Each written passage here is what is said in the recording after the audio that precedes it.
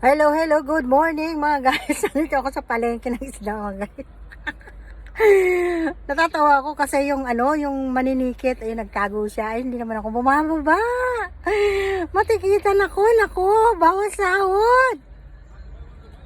Hindi nagbigay yung, alam mo mamalengke, hindi nagbigay ng pantikit. Gusto libre. Ayun siya mga guys, ayun siya, nagtago dun sa puno.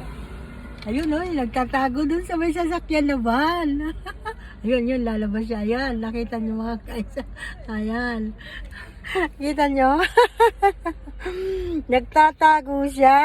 Akala niya, hindi ko siya nakakita. Ang mata ko.